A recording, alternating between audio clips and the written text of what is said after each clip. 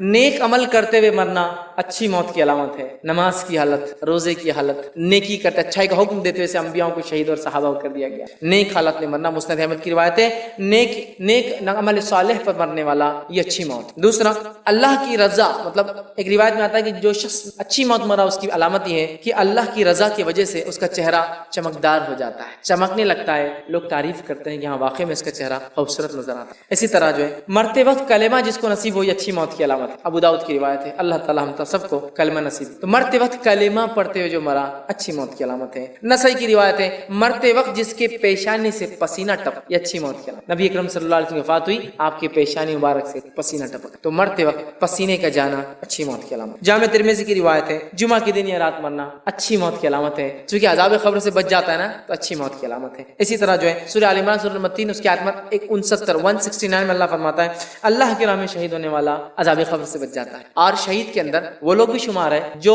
فی سبیل اللہ نہیں مارے جاتے، جنگ میں نہیں مارے جاتے. اس کے علاوہ بھی پیٹ کی درد سے مرنے والا اچھی موت کی علامت ہے، چونکہ عذاب قبر سے بچ گیا. عذاب قبر سے بچ گیا مطلب دیگر تمام مرحلے اس کے لیے آسان ہوگا انشاءاللہ. ٹھیک. اسی طرح دب کے مرنے والا یہ بھی شہید ہے، یہ بھی بچ جاتا ہے. اسی طرح جو ہے کثرت خون نکلنے کی وجہ سے منہ سے بار بار، کچھ لوگ لکھتے ٹی بی سے مراد ہو سکتی کوئی واللہ والا، کثرت سے خون جس کی وجہ سے موت آ جائے منہ سے نکلنے سے، یہ بھی اچھی موت کی علامت ہے، چونکہ اس آدمی کو بھی جو ہے عذاب قبر سے بچا لیا جاتا ہے. اسی طرح ڈوب کے مرنے والا، خودکشی نہیں، ڈوب گیا پانی میں، ڈوب کے مرنے والا شہید ہے اور یہ بھی اچھی موت کی علامت ہے. کوئی انسان جو ہے آگ میں جل گیا، خودکشی نہیں کیا، جل گیا، جلا دیا گیا، تو یہ بھی یاد رکھیے چونکہ وہ بھی شہید میں شامل ہے، یہ بھی اچھی موت کی علامت ہے. بہرحال سورہ النساء کی روایت ہے پیٹ کی بیماری سے مرنے والا یہ بھی جو عذاب قبر سے بچا لیا جاتا ہے، عذاب قبر سے بچ گیا مطلب اچھی موت کی علامت ہے، پیٹ کی تکلیف سے مر گیا. اسی طرح ابو داؤد کی روایت ہے نفاس یا حمل کی تکلیف سے عورت کا انتقال ہو جائے پیدائش کے وقت یا پیدائش کے فوراً بعد، یہ بھی اچھی موت کی علامت ہے، چونکہ اس سے بھی عذاب قبر اٹھا لیا جاتا ہے. ٹھیک ہے. اسی طرح جو ہے الترغیب کی روایت ہے کہ جلنے یا جو ہے خون کا منہ سے کثرت کے نکلنے سے جو مر جائے یہ بھی اچھی موت کی علامت ہے، چونکہ اس کو عذاب قبر سے ایکسیپشنل کر دیا جاتا ہے. جامع ترمذی کی روایت ہے دین کے لیے، مال کے لیے، عزت کے لیے لڑتے ہوئے شہید ہو جانے والا یہ بھی اچھی موت کی علامت ہے، چونکہ اس کو بھی عذاب قبر معاف کر دیا جاتا ہے. بخاری کی روایت ہے تعفن وبا، ایک ڈیزیز جس میں لوگ بہت کثرت سے مرتے ہیں، اس میں مرنے والا بھی شہید کہلاتا ہے اور عذاب قبر سے ایکسیپشنل کر دیا جاتا ہے، اچھی موت کی علامت ہے. موت کے حالات اور قبر اس تعلق سے کچھ باتیں رکھنے کی کوشش کروں گا کہ موت اس کی کیفیتیں کیا ہوں گی اور موت کے بعد ایک انسان کے ساتھ قبر میں کیا ہوتا ہے. اللہ رب العزت نے موت اور اس کا تذکرہ اپنی کتاب میں، نبی اکرم صلی اللہ علیہ وسلم نے احادیث کے اندر، اقوال صحابہ اور تابعین تبع تابعین بکثرت موت کے تعلق سے ہمیں تذکرے ملتے ہیں، چونکہ موت ایک ایسی حقیقت ہے جس سے دنیا کے کسی انسان کو، چاہے کسی مذہب، رنگ اور نسل اور دین اور فرقے کو ماننے والا ہو، یہ ایک ایسی متفق چیز ہے، یہ ایک ایسی چیز ہے جس پر سارے کے سارے اتفاق رکھتے ہیں، یونائٹڈ ہے کہ موت آنی ہے، چاہے وہ کسی مذہب، کسی دھرم، کسی پنتھ، کسی فرقے یا کسی جو ہے رنگ اور نسل سے تعلق رکھتا ہو. ایسا آپ کو کبھی سننے میں نہیں آئے گا کہ یہ لوگ موت پر اعتماد نہیں کرتے یا موت پر بھروسہ نہیں کرتے یا موت کا ان کے پاس کوئی تصور نہیں ہے یا موت کا معاملہ نہیں. اس چیز میں اختلاف ملے گا کہ رب ایک ہے، دو ہے، تین ہے یا سینکڑوں ہیں. اس چیز میں بھی اختلاف ملے گا کہ فلاں انبیاء ہے یا نہیں ہے، اس میں اختلاف. اس چیز میں اختلاف ملے گا کہ نیکی اور بدی کیا ہے، حرام اور حلال کیا ہے، لیکن اس چیز میں کسی کو اختلاف نہیں ہے. موت ایک اٹل حقیقت ہے اور انسان کو اس مرحلے سے گزرنا ہے، اس لیے کہ جو ذی نفس ہوتا ہے، پیدا ہوتا ہے، اس کو اس کی نفس پھر ختم ہوتی ہے، وہ خاتمے کو موت کہا جاتا ہے عربی زبان کے اندر. مرنا جس کو کہیں گے عام زبان میں جو ہے اردو زبان میں جس طرح ہم کہتے ہیں، یا مرتیو کہتے ہیں کہ انسان مر جاتا ہے، ختم ہو جاتا ہے، فنا ہو جاتا ہے.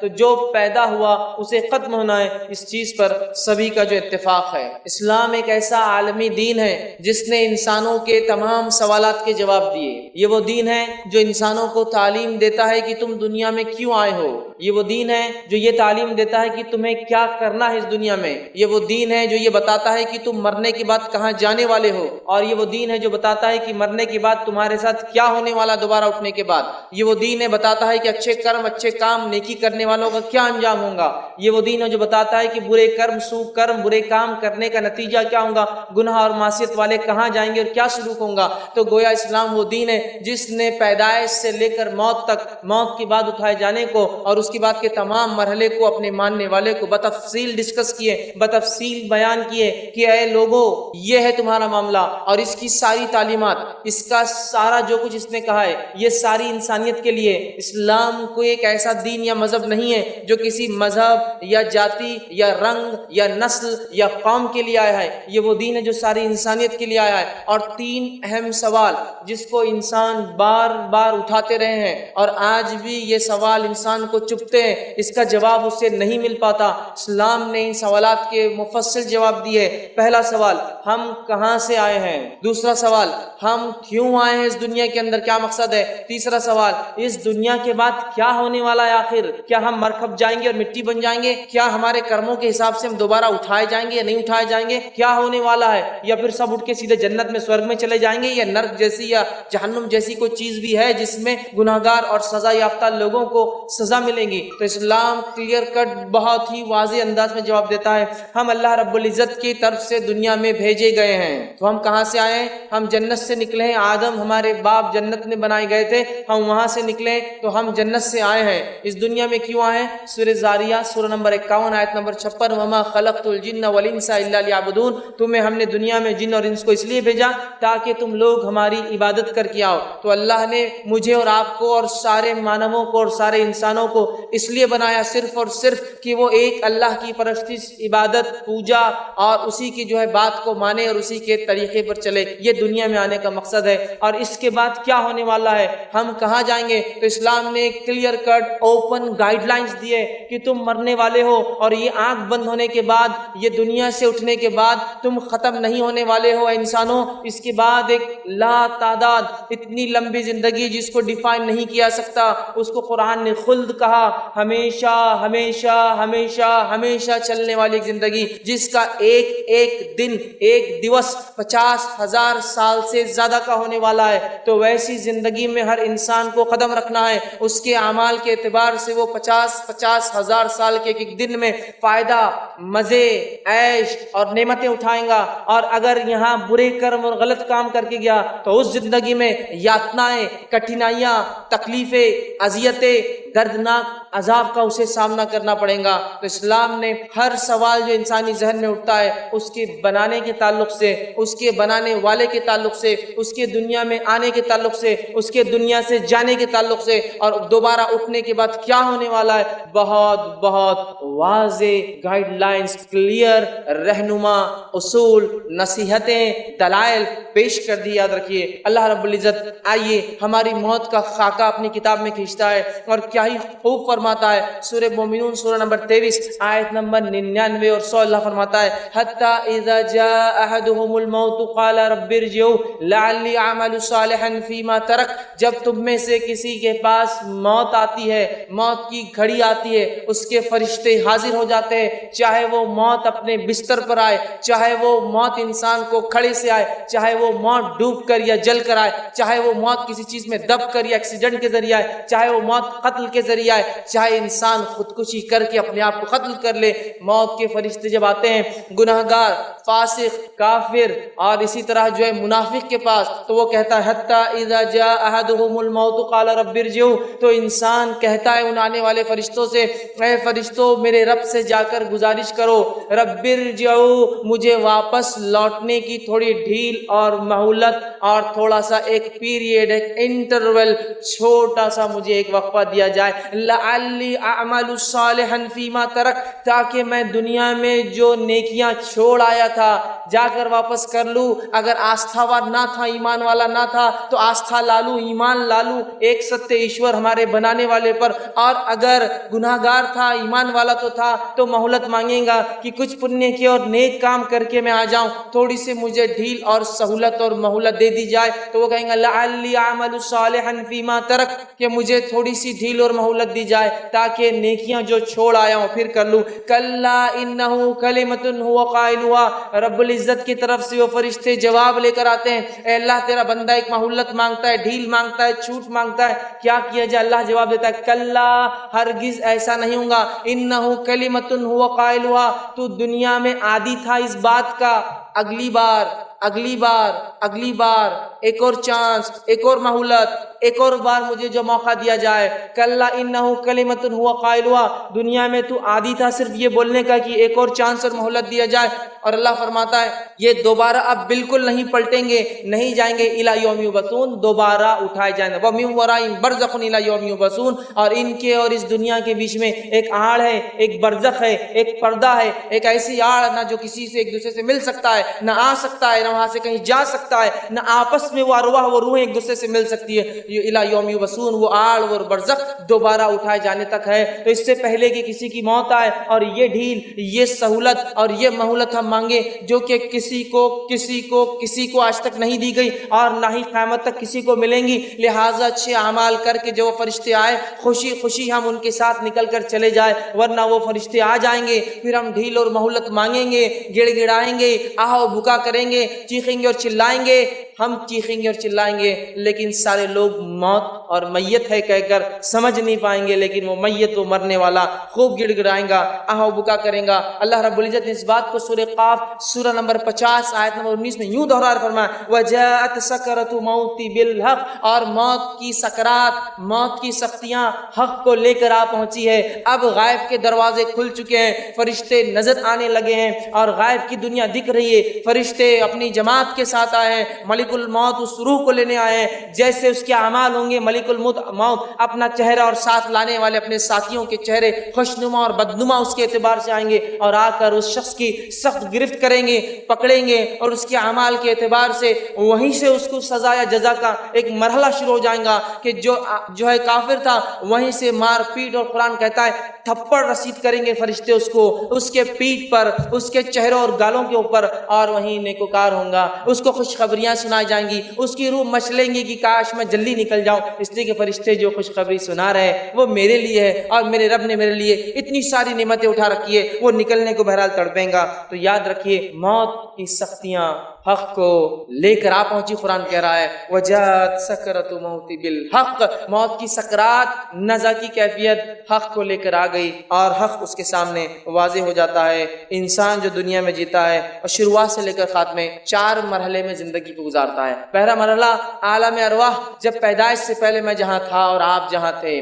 دوسرا مرحلہ یہ دنیا کی زندگی جس میں میں اور آپ گزر رہے ہیں اور جتنے مجھے سن رہے ہیں اور جتنے انسان ابھی زندہ ہیں گزر رہے ہیں. تیسرا مرحلہ موت کے بعد وہ نیچے جو قبر کے اندر یا جہاں کہیں جانور نے کھایا ہو، جلا کر راکھ بنا کے اڑا دیا گیا ہو، پانی کے ذریعے بہا دیا گیا ہو، یا آنکھ کے اندر کرنٹ دے کر اسے ختم کر کے مٹی بنا دیا گیا ہو، وہ زندگی، وہ ایک اور زندگی، تیسرا اسٹیج. پھر اس زندگی کے بعد چوتھا مرحلہ ہے انسان پھر اٹھائے جائیں گے اور اس کے بعد اعمال کے اعتبار سے جنت یا جہنم میں جائیں گے. تو زندگی کے 4 مرحلے ہیں. عالم ارواح پیدائش سے پہلے یہ زندگی جس سے میں اور آپ گزر رہے ہیں، وہ زندگی جو موت کے بعد اس گڑھے اور قبر کے اندر اور برزخ میں آئیں گی. اور چوتھی وہ زندگی جو دوبارہ ہم سب انسان آدم کی اولاد جو ہے، ایک ماں باپ کی جو اولاد ہے، سب اٹھائے جائیں گے، اچھے اور برے، کارے اور گورے، اونچے اور نیچے، اور سب کے ساتھ اللہ رب العزت فیصلہ کریں گا، انصاف کریں گا، ذرہ برابر بھی کسی کے ساتھ نا انصافی نہ ہوں گی. 4 زندگیوں کے مرحلے ہوتے ہیں، اس سے مجھے اور آپ سب کو گزرنا ہے. اور موت زندگی کا سب سے خطرناک، سب سے ہولناک، سب سے سخت مرحلہ ہے جس سے انسان گزرتا ہے. یہ پیدائش کے مرحلوں سے بھی کئی درجے زیادہ سخت جو ہے ایک مرحلہ ہے، اور اتنا سخت مرحلہ ہے کہ جس کی کوئی حد نہیں. یاد رکھیے، اور موت ایک ایسی حقیقت ہے جس سے کسی کو انکار نہیں. اللہ رب العزت نے سورہ آل عمران سورہ نمبر 3 آیت میں 185 میں فرمایا کل نفس ذائقۃ الموت، ہر نفس کو، جو بھی نفس ہے اسے موت کا مزہ ایک نہ ایک دن چکھنا ہے، اور لوٹ کر ہم سب کو اپنے رب کے پاس جانا ہے. اور موت کی تکلیف کیا ہوتی ہے اس کو ٹھیک بتانا ناممکن ہے. یاد رکھیے، اس لیے کہ مرنے والا اٹھ کر یہ نہیں بتاتا کہ اسے کیا تکلیف ہوئی. ہاں، لیکن کچھ باتیں اللہ کی کتاب اور اس کے رسول صلی اللہ علیہ وسلم نے سنت نے بتائی ہے، ان باتوں کو ہم جان سکتے ہیں، لیکن حقیقی کیفیت تو وہی انسان ہے جو اس سے گزرتا ہے. اور یاد رکھیے موت وہ مرحلہ ہے جس سے کوئی کوئی مستثنا ایکسپشنل نہیں ہے، سب کو اس سے گزرنا ہے، چاہے کسی مذہب اور کسی دین، کسی ملت اور کسی قوم کا وہ رہنے والا تھا تو اس سے گزرنا ہے۔ تو ٹھیک ٹھیک بتانا ناممکن ہے، لیکن اللہ رب العزت نے جو موت کی سختی اپنی کتاب میں، نبی اکرم صلی اللہ علیہ وسلم نے موت کی سختی جو کتاب میں بتائی ہے، اس میں سے ایک بات سورہ قیامہ سورہ نمبر 75 آیت نمبر 24 سے لے کر 35 میں اللہ فرماتا ہے، اور خاص طور سے گنہگار انسان کے لیے، ویسے نیکوکار کے لیے بھی بہت ساری باتیں ہیں، لیکن گنہگار انسان کے لیے اللہ فرماتا ہے، کہتا ہے وَوُجُوهٍ يَوْمَئِذٍ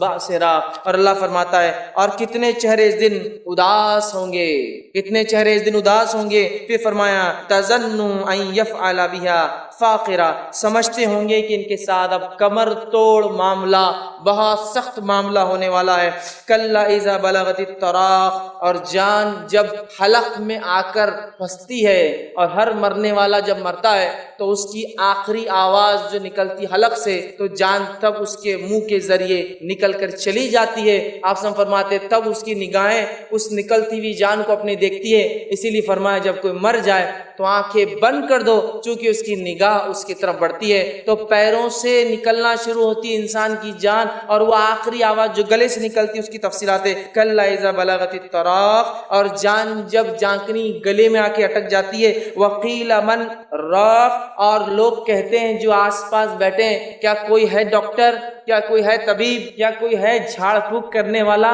کیا کوئی ہے جو اس کو اس کیفیت سے آج بچا سکتا ہے، لاؤ اسے بلاؤ۔ تو اللہ فرماتا ہے وَظَنَّ أَنَّهُ الْفِرَاقُ، اور آگے فرماتا اور کہتا ہے آدمی جان لیں گا کہ یہ اس کی جدائی کا وقت ہے، دنیا سے جانے کا وقت آج۔ جیسا انسان دنیا میں آتا ہے تو ایک سمجھ کے بعد اسے یہ بات واضح ہو جاتی ہے کہ دنیا کی زندگی مجھے گزارنا ہے، لیکن موت ایک ایسی گھڑی ہے جب انسان جان لے گا کہ اس کا جانے کا وقت آ چکا ہے۔ اللہ نے فرمایا وَتَفَّتِ السَّاقُ بِالسَّاقِ، اور پنڈلیوں سے پنڈلیاں آدمی رگڑے گا۔ یہ وہ شدید تکلیف کا بیان ہے جو موت کے وقت ہر انسان کو برداشت کرنا پڑتی ہے، چاہے موت کسی بھی حالت میں آئے۔ اگر آپ نے کسی کی موت کو کبھی دیکھا ہو تو پنڈلیاں وہ خوب رگڑتا ہے، اس لیے کہ یہ بڑا تکلیف دہ مرحلہ ہوتا ہے۔ تو جب گلے تک جو آواز آ جاتی ہے اور لوگ چلاتے ہیں آس پاس والے، کوئی ہے یہاں ہو، دیکھو بلاؤ علاج کرو، اور جب پنڈلیوں سے پنڈلیاں رگڑتی ہے اِلَىٰ رَبِّكَ يَوْمَئِذٍ الْمَسَاقُ، اور آج تیرے رب کی طرف چلنے کا وقت آ گیا۔ فرشتے بولتے اب کوئی فائدہ نہیں، کوئی طبیب، کوئی معالج، کوئی ڈاکٹر، کوئی جھاڑ پھونک، کچھ نہیں، اب تمہارے رب کے پاس لوٹنے کا تمہارا وقت ہے۔ فَلَا صَدَّقَ وَلَا صَلَّىٰ، نہ تو نے دنیا میں صدقات کیے نہ نماز قائم کی، وَلَٰكِن كَذَّبَ وَتَوَلَّىٰ، یہ گناہگار انسان کے تعلق سے بات ہو رہی ہے، اور تو نے نہ صدقہ دیا نہ نماز قائم کی، وَلَٰكِن كَذَّبَ وَتَوَلَّىٰ، اور تیرے سامنے انبیاء نے آ کر باتیں رکھی، تیرے سامنے آ کر اس کے صحابہ نے، تابعین اور نیک لوگوں نے باتیں سنائی، واعظ اور نصیحت کی، لیکن تو نے کیا کیا؟ وَلَٰكِن كَذَّبَ وَتَوَلَّىٰ، سب کو جھٹلا کر منہ پھیر کر تکبر کے ساتھ چلنے لگا۔ دیکھا جائے گا جب موت آئیں گی تو دیکھا جائے گا کیا ہوگا۔ تو اللہ نے فرمایا وَلَٰكِن كَذَّبَ وَتَوَلَّىٰ، تو پلٹ گیا، تو نے اپنا چہرہ پھیر لیا اور منہ پھیر کر چلا گیا۔ تو یاد رکھیے موت کب آئیں گی ہم نہیں جانتے، لیکن اس بات کو پلے باندھ لیجئے کہ زندگی کا کوئی بھروسہ نہیں ہے، موت کا بھروسہ ہے۔ لوگ کہتے ہیں موت کا کوئی بھروسہ نہیں ہے، زندگی کا ہے۔ میں کہتا ہوں زندگی کا کوئی بھروسہ نہیں ہے، کب ہاتھ چھوڑے اور نکل جائے۔ ہاں موت یقینی ہے، جیلے جتنا جینا ہے، 1000 سال، 10,000 سال، لاکھ سال، 10 لاکھ سال، لیکن الٹیمیٹلی تیرا ڈیسٹینیشن تجھے واپس آنا ہے۔ لیکن موت جو ہے حق ہے، یاد رکھیے۔ لوگ کہتے ہیں زندگی کا کیا بھروسہ، یاد رکھیے بات صحیح ہے، موت حقیقت ہے، زندگی کا نہیں، ورنہ لوگ کہتے ہیں موت کا کیا بھروسہ۔ موت کا بالکل بھائی بھروسہ ہے، جتنا بھی جی لو۔ عمرو بن عاص رضی اللہ عنہ کے تعلق سے آتا ہے، صحابی رسول ہے، ایک مرتبہ کہنے لگے مجھے لوگوں پر تعجب ہوتا ہے جب موت کا وقت قریب آتا ہے تو بیان کیوں نہیں کرتے کیفیتیں، کیا ہوتا ہے کیوں نہیں سمجھاتے ہیں۔ تو ایک مرتبہ جب ان کی موت کا وقت قریب آیا، عبداللہ رضی اللہ عنہما کو کسی نے کہا کہ عمرو بن عاص کی موت کا وقت قریب ہے، آپ جائیے۔ وہ پہنچے اور کہا عمرو تم کہا کرتے تھے کہ لوگ کیوں نہیں بتاتے موت کے وقت، کیا ہوتا ہے ان کے ساتھ؟ اب تمہاری موت کا وقت قریب ہے، چلو تم ہی بتا دو، تم کہا کرتے تھے نا کہ کیا ہوگا، چلو بتا دو۔ تو عمرو بن عاص رضی اللہ عنہ صحابی رسول کے الفاظ سنی موت کے قریب، فرماتے اور کہتے ہیں مجھے ایسا لگتا ہے، میری کیفیت یہ ہے کہ آسمان زمین پر ٹوٹ پڑا ہے، آسمان زمین پر گرنے سے جو کیفیت ہوں گی تو میری تکلیف ایسی ہے جیسے آسمان زمین پر ٹوٹ پڑا ہے، میں اس کے بیچ میں زمین اور آسمان کے پس رہا ہوں، یہ میری تکلیف ہے، اور میری گردن پہ لگتا ہے کسی نے ایک پہاڑ رکھ دیا ہے، اس شدید تکلیف میری گردن میں پہاڑ رکھا ہوا ہے، اور جو ہے میرے پیٹ میں لگتا ہے کسی نے کھجور کے کانٹے بھر دیے جو بہت لمبے اور سخت ہوتے ہیں، اور ایسا لگتا ہے میری سانس سوئی کے ناکے، سوئی کا سوراخ ہوتا ہے نا، ایسا لگتا ہے سانس لینے میں اتنی شدید تکلیف ہے جیسا سوئی کے ناکے سے ہوا آ رہی ہے اور جا رہی ہے۔ شداد بن اوس رضی اللہ عنہ یہ ایک صحابی رسول تھے، یہ موت کی کیفیت کو فرمایا کرتے تھے اور کہتے تھے کہ موت کا لمحہ دنیا اور آخرت کی تمام ہولناکیوں سے زیادہ خطرناک ہے، موت کا لمحہ دنیا اور آخرت کی تمام ہولناکیوں سے زیادہ خطرناک ہے، اور فرمایا کرتے تھے کہ اس کی ہولناکی ایسی ہے کہ یہ آروں کے چیرنے سے زیادہ سخت ہے۔ کسی زندہ انسان کو آرے سے چیرے اور اس کو موت نہ آئے تو کیسی تکلیف ہوں گی؟ تو وہ کہتے آروں سے چیرنے سے زیادہ سخت ہے، اذیت ناک ہے، اور قینچیوں سے کاٹنے سے زیادہ سخت ہے کہ زندہ انسان کو قینچی سے کوئی کاٹ دے اور اگر موت نہ آئے تو کیسی تکلیف ہوں گی؟ تو قینچیوں سے کاٹنے سے زیادہ سخت ہے، ہڈیوں کے ابالنے سے زیادہ سخت ہے، مطلب اتنی تکلیف جس میں ہوتی ہے ایسے ہڈیوں کو زندہ انسان کو ابالا جا رہا ہے۔ آگے کہتے ہیں اگر مردہ اٹھ کر موت کی سختیاں بیان کر دے تو تم لوگ نیند اور چین چھوڑ دو گے اور آرام نہیں کرو گے، صرف اچھے اعمال میں لگ جاؤں گے تاکہ آخرت بن جائے۔ اسی طرح ہم دیکھتے ہیں خود نبی اکرم صلی اللہ علیہ وسلم جب آپ کی وفات کا وقت قریب آیا، جب آپ کے انتقال کا وقت قریب آیا، یہ انسانوں میں سب سے نیک انسان تھے جس کو دنیا نے کبھی دیکھا ہے اور دیکھیں گی، یاد رکھیے۔ نبی اکرم صلی اللہ علیہ وسلم چونکہ وفات سے، انتقال سے کوئی مستثنا نہیں ہے، آدم علیہ السلام آئے تو دنیا سے چلے گئے، نوح آئے تو وہ بھی چلے گئے،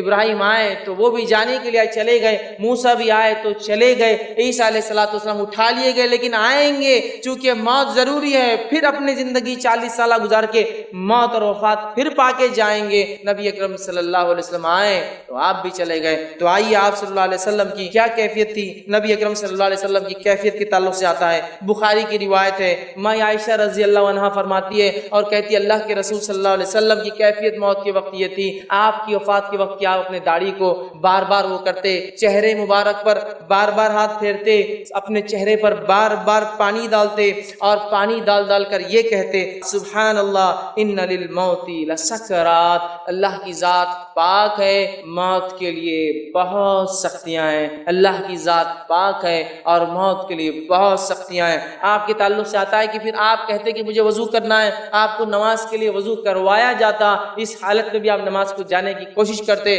وضو کرتے اور آپ بے ہوش ہو کر گر جاتے، پھر آپ پانی مارا جاتا، آپ پھر ہوش میں آتے، پھر وضو کرتے اور پھر بے ہوش ہو جاتے، پھر آپ کو ہوش میں لایا جاتا، پھر آپ وضو کرتے، پھر بے ہوش ہو جاتے، اور اسی کیفیت میں اپنے چہرے پر آپ ہاتھ پھیرتے، داڑھی پر ہاتھ پھیرتے، پانی مارتے اور کہتے سبحان اللہ، اللہ کی ذات پاک ہے، موت کے لیے بہت شدید تکلیفیں ہیں۔ ماں عائشہ رضی اللہ عنہا فرماتی ہے رسول اکرم صلی اللہ علیہ وسلم میری مانڈی کے اوپر وفات کر گئے، آپ کی حالت اور کیفیت وفات کی دیکھ کر مجھے اس کے بعد کسی کی موت کی خبر سن کے بہت زیادہ غم نہیں ہوتا تھا، اس لیے کہ میں نے اپنے نبی کی وفات خود دیکھی تھی۔ تو یہ رسول اللہ صلی اللہ علیہ وسلم کی کیفیت ہے، اور جو ہے ہم جو اس موت کو معمولی اور مذاق سمجھتے ہیں، اس کے لیے ہماری کوئی تیاریاں نظر نہیں آتی، کوششیں نظر نہیں آتی۔ اللہ جو بات کہتا ہے، جس کے پاس لوٹ کر جانا ہے اسی کے پاس، اس کے بتائے ہوئے طریقے، دین، شریعت اور اس کے نبی کی سنت کی طرف وہ رجحان نظر نہیں آتا۔ ہمارے چہرے، ہمارے لباس، ہمارے معاملات، ہماری تجارتیں، ہمارے شادی بیاہ، ہماری تمام چیزوں سے ایسا نہیں لگتا کہ کبھی مجھے اور آپ کو مرنا ہے۔ لیکن میرے بھائی یاد رکھو، پچھلے رمضان بھی ہم لوگ جمع ہوئے تھے، پچھلے رمضان کئی لوگ تھے جو اس مجمع میں آتے تھے اور لائیو کانفرنس کو سنتے تھے، آج ان میں سے خود آپ گواہی دے سکتے ہیں کئی لوگ موجود نہیں ہیں، اور اگلے رمضان شاید بہت سارے لوگ خود مقرر اور سننے والوں میں سے کئی لوگ دنیا سے چلے جائے، اس لیے کہ آئے ہیں تو واپس تو جانا ہے، اس کی تیاری جانے سے پہلے مجھے اور آپ کو کرنی ہے، یاد رکھیں۔ لیکن موت کی وہ تیاری نظر نہیں آتی جس کے تعلق سے انبیاء علیہ الصلوۃ والسلام بھی ڈرتے تھے۔ اصحاب رسول کی کیفیت یہ تھی تھی کہ موت کے تذکرے آتے تو کبھی بے ہوش ہو جاتے، کبھی جو ہے ہوا سمجھتے آپ، سینسز کھو جاتے، ان کے آؤٹ آف سینس ہو جاتے کہ کیا تذکرہ چل رہا ہے، اس لیے کہ انہیں ڈر ہوتا کہ یہ امتحان ہے، یہ ایک سخت گھڑی ہے اور اعمال کے اعتبار سے اس کے اندر فیصلے ہونے والے ہیں۔ اور موت کے بعد خبر کی ہولناکیوں کے تعلق سے نبی اکرم صلی اللہ علیہ وسلم نے اتنی واضح باتیں بتائی کہ جس کی کوئی انتہا نہیں۔ جامع ترمذی کی روایت ہے، نبی اکرم صلی اللہ علیہ وسلم فرماتے ہیں میں نے خبر سے زیادہ گھبراہٹ والی جگہ کوئی نہیں دیکھی۔ آپ فرما رہے میں نے خبر سے زیادہ، گریو سے زیادہ، وہ اندر جو گڑھا زمین میں کیا جاتا ہے جس کو قبر کہتے ہیں، اس سے زیادہ ہولناک، گھبراہٹ والی اور خطرناک جگہ نہیں دیکھیے۔ اور کیوں نہ ہو تھوڑا خبر کو اگر تصور کر لیا جائے، سوچا جائے، مٹی کا گھروندہ ہے، مٹی کا بچھونا ہے، مٹی کا اوڑھنا ہے، آزو مٹی اور بازو مٹی ہے، من بھر مٹی اوپر سے بھی ڈال دی گئی ہے، نہ کوئی سوراخ ہے، نہ کوئی دیا ہے، نہ کوئی لائٹ ہے، نہ کوئی چھوٹا سا ٹمٹما ہے کہ جس سے کچھ روشنی مل جائے، سانپ اور بچھو ہے، جانور اور کیڑے اور مکوڑوں کا گھر ہے، انسانی جن گل اور سڑ جاتے ہیں، لیکن یاد رکھیے اللہ رب العزت دوبارہ اٹھا کر عالم برزخ میں اپنی قدرت سے ان کو ان کے اعمال کے اعتبار سے گرفت کرتا ہے۔ اور خبر ایک بہت ہی سخت جگہ ہے، اور اسی خبر کے فتنے سے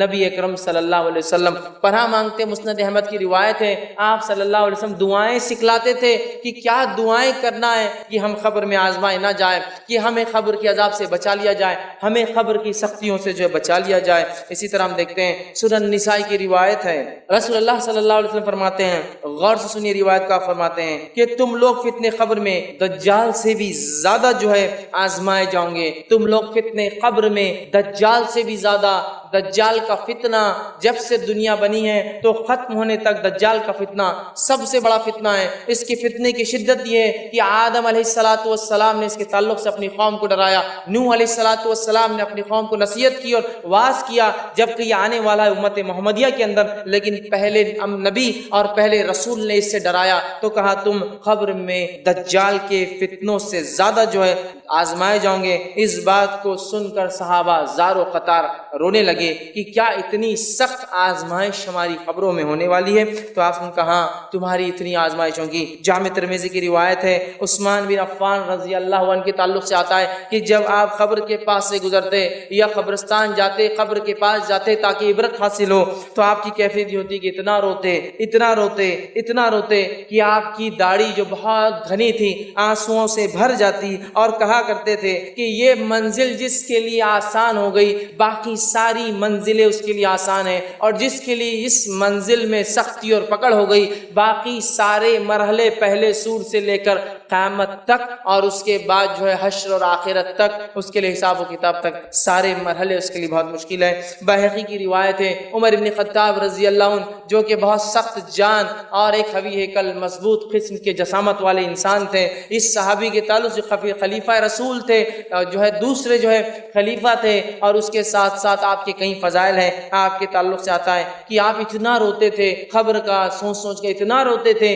کہ آخر وقت میں آپ کی وفات سے پہلے چہرے کے اوپر 2 لکیریں پڑ گئی تھی، جس کے آنسو جانے اور جانے کی وجہ سے چہرے پر 2 سیاہ لکیریں پڑ گئی تھی، چونکہ آنسو ہمیشہ وہاں سے بہہ کر نیچے کی طرف آتے تھے۔ اتنا صحابہ روتے تھے اور اس خبر سے اور موت کی کیفیت سے پناہ مانگتے تھے، لیکن ہمارے اعمال، ہمارے معاملات آج نظر نہیں آتے کہ کسی بھی چیز سے پہلے کبھی یہ سوچا ہوں کہ مرنے کے بعد اس کے وجہ سے کیا انجام میرا ہو سکتا ہے۔ نوجوان ہے تو اپنی جوانی کے اس میں عالم میں غرق ہے، نشہ، منشیات، لڑکیوں کو چھیڑنا اور افیئرز اور زنا اور بدکاریاں اور اپنی جوانیوں کو برباد کرنا۔ بچے ہیں تو والدین ان کو تعلیم اور تربیت نہیں دے رہے اسلام کی، بڑے ہونے کے بعد جو محنت اور مشقت حلال کے لیے ہونی چاہیے وہ حرام کے لیے ہم کرتے ہیں۔ ساری زندگی جو ہے صرف ادھر اور ادھر اور اس کو اور اس کو تکلیف دے کر مال کمانا چاہتے ہیں، حرام کاریوں میں اپنی زندگیاں گزارنا چاہتے ہیں،